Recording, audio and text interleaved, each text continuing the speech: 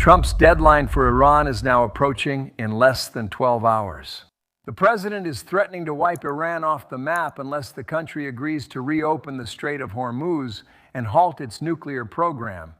Brett Baier brings the latest updates. Good morning. Good morning. Hi.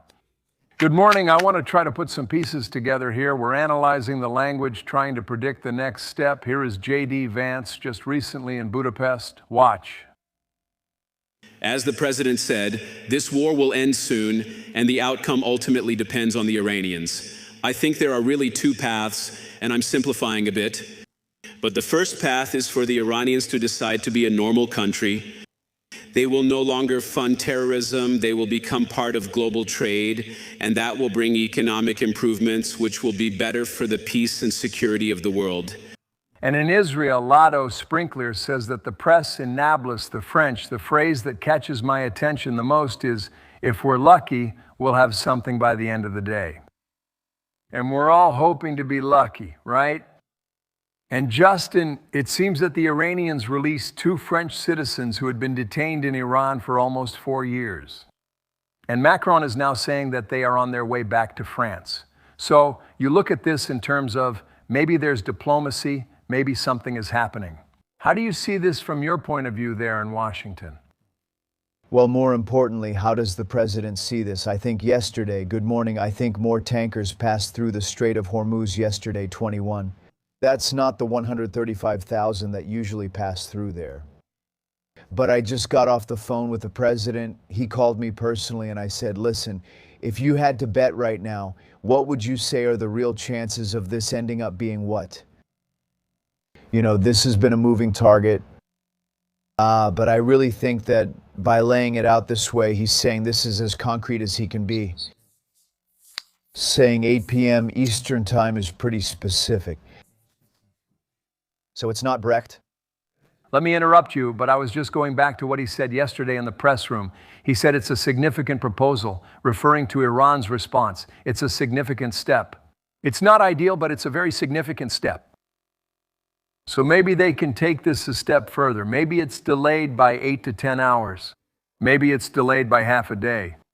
Well, because part of our conversation today is, who are you talking to? Right. Who has decision-making authority? Listen, we were here last week and we said that after the Pakistanis tried to come in, they said the communications weren't significant. According to Steve Witkoff, the biggest problem has been communication. And the president noted this at yesterday's press conference, saying that communications with whoever you're dealing with and how they convey the message, he said they're bringing notes and, he simplified the issue.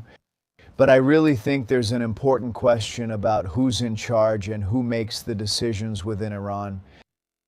That said, I think he's saying this and will maintain that position unless there's a significant development today. And you start to hear this from the vice president and others that they see a light at the end of the tunnel. It's interesting to hear your perspective because you talk to him all the time, you get a feel for the tone. Tomorrow, the Secretary General of NATO will be here. Yesterday, President Trump spoke about NATO. I'm very disappointed with NATO, very much so. I think it's a mark on NATO that will never go away. They see me on Wednesday and say, oh, let's do this and that.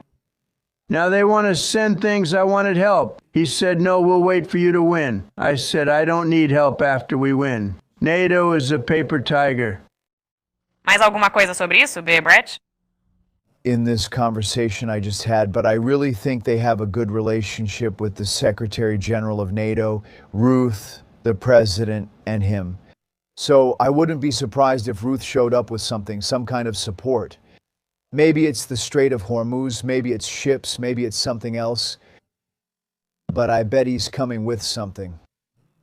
The frustration not only of the president, but also of others in the government over NATO's reluctance to take a frontline role. If that deadline is at 8 p.m. today, then the conversation might be very different. Go ahead. Could I drop one more clue? Go ahead. Well, J.D. Vance is over there in Eastern Europe. I mean, it's just a short trip from there to have a conversation. They want to send things. I asked for help. He refused. He said, we await your victory. I won't need help afterwards. NATO is a paper tiger. Not only does they know about J.D. Tiger. He has an important role. He has very valuable experience.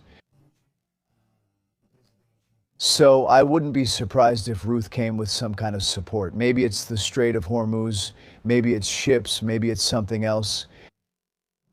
But I bet he comes with something.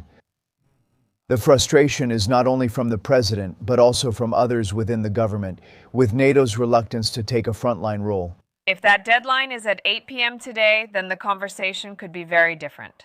You can believe it. Could I leave one more clue around here? Yes, of course. Well, Jotri Vance is in Eastern Europe, so it's just a short trip for him to have a chat. For those negotiators, if it comes to that. According to Politico, Vance is ready for Iran. Witkoff and Kushner are leading, indicating their involvement in direct meetings with the Iranians.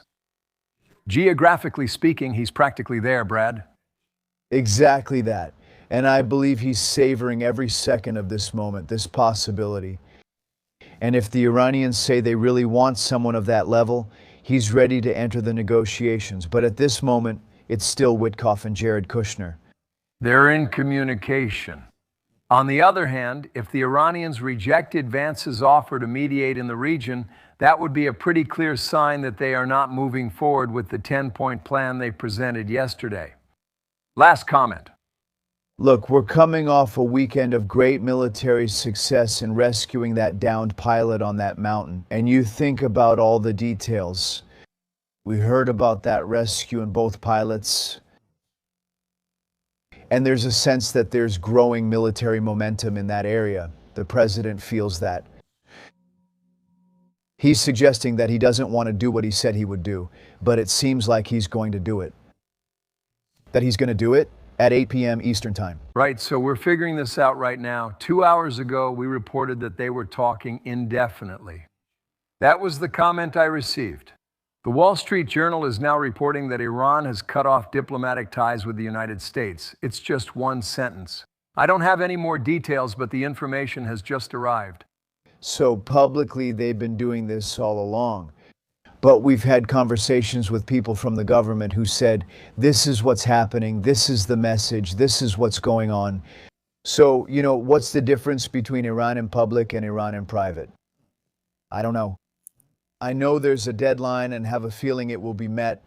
My source said we're in direct contact with Iran. No doubt it's been a productive relationship. That was 2 hours ago. Maybe it's still the same. Thank you, Brett. See you at 6. Bye, guys. Thanks for keeping track of the time.